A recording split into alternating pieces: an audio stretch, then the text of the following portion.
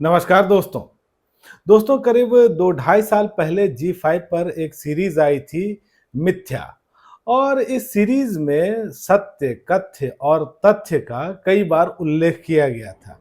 तो दोस्तों अब इस सीरीज का दूसरा सीजन आ गया है और इसका नाम रखा गया है मिथ्या द डार्कर चैप्टर।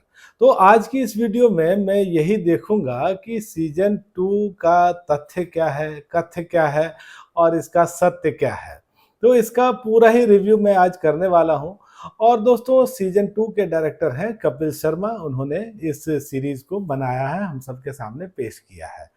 तो दोस्तों रिव्यू की शुरुआत करने से पहले एक रिक्वेस्ट आपसे कि यदि आपने अब तक मेरे चैनल को सब्सक्राइब नहीं किया है तो जरूर ही कर लीजिएगा, क्योंकि वेब सीरीज और मूवीज के रिव्यू के साथ साथ आपको यहाँ मिलती है ओटीटी की दुनिया की हर जानकारी। और दोस्तों मिथ्या सीजन 2 की शुरुआत वहीं से होती है जहां सीजन 1 में कहानी खत्म हुई थी। हम देखते हैं कि जूही अब एक सक्सेसफुल राइटर है, उसकी एक किताब आ चुकी है धुंध, जिसको लोग बहुत ज़्यादा पसंद कर रहे हैं। हालांकि उनके पिता की भी एक किताब आई है, लेकिन वो बहुत ज़्यादा सक्सेसफुल नहीं हो पाई है, या इवन कहिए कि पाठकों ने उसे अस्वीकार कर दिया है, उसकी कोई प्रति नहीं बिक रही है। लेकिन साथ ही हम देख रहे हैं रिया को भी, अब वो चाय के एस्टेट की मालिक भी बन चुकी है। और उसके मन में जो अदावत है, जो उसकी दुश्मनी है, वो खत्म नहीं हो रही है। वो ये कोशिश में लगी है कि किसी तरह से वो जूही और उसकी फैमिली को परेशान करे। और उसको ये लगता है कि जितनी समस्या उसने झेली है, जितना दुख उसने झेला है, उतना दुख तो देना बनता ही है। तो अपने हिसाब से वो कुछ चीज़ें कर रही होती है और फर्स्ट एपिसोड में ही हम ये देखते हैं कि जूही की समस्या बढ़ गई है। क्योंकि एक व्यक्ति आता है अमित नाम का, जो ये कहता है कि ये जो किताब लिखी गई है धुंध, वो उसकी किताब की नकल है। हालाँकि उसकी किताब कभी छपी नहीं, अभी वो पांडुलिपि ही है, लेकिन वो कहानी को चुराने का आरोप लगाता है। तो इस तरह से ये जो कहानी है ये शुरू होती है और फिर बहुत सारी घटनाएँ होती हैं।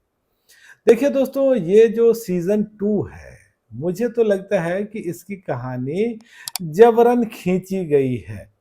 मतलब आपने ये तय कर लिया कि सीजन 2 बनाएँगे तो कुछ चीज़ें आप ऐड करते रहे।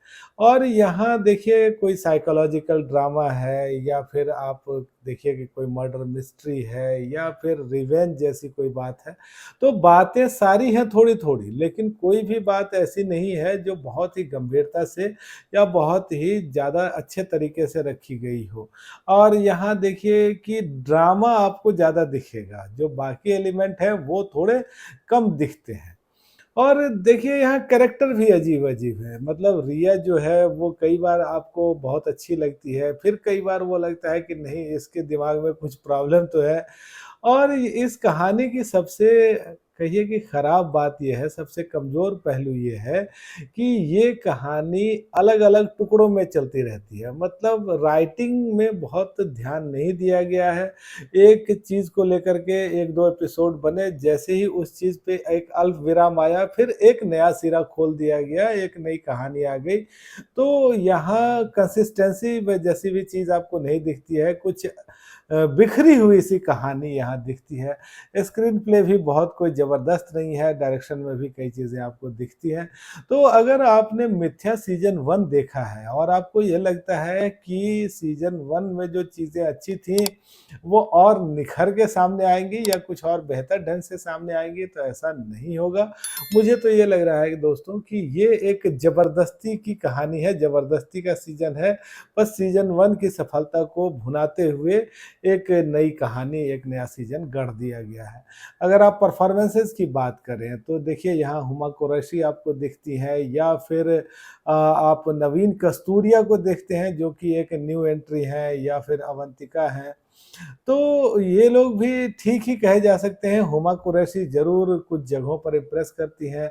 रजत कपूर जैसे यहाँ कुछ दिग्गज कलाकार हैं, तो वो भी अपनी जगहों पर ठीक हैं। तकनीकी तौर पे ये सीरीज़ ठीक ही कही जा सकती है। और यहाँ जो खूबसूरती दिखाई गई है दार्जिलिंग की कुछ दृश्यों में, वो बहुत ही आकर्षक है। तो दोस्तों दूसरे सीज़न में है 6 एपिसोड आधे घंटे 40 मिनट के आसपास के। वैसे तो ये साफ-सुथरी सीरीज़ है। 1-2 जगहों पर कुछ एफ वर्ड का इस्तेमाल किया गया है या किसिंग वगैरह के सीन हैं। लेकिन मैं दोस्तों मुझे ये लगता है कि ये सीज़न इतना बढ़िया नहीं बन पाया है, इतना दमदार नहीं हो पाया है और एक एवरेज सीज़न या कहिए बिलो एवरेज सीज़न ये है, तो मेरी रेटिंग जो है वो है 5 में से केवल 2 की। तो दोस्तों आज बस इतनी ही बात। आपको ये रिव्यू कैसा लगा मुझे कमेंट करके बताइएगा। आपने अगर ये सीरीज़ देखी है तो भी मुझे बताइएगा आपको कैसी लगी। धन्यवाद।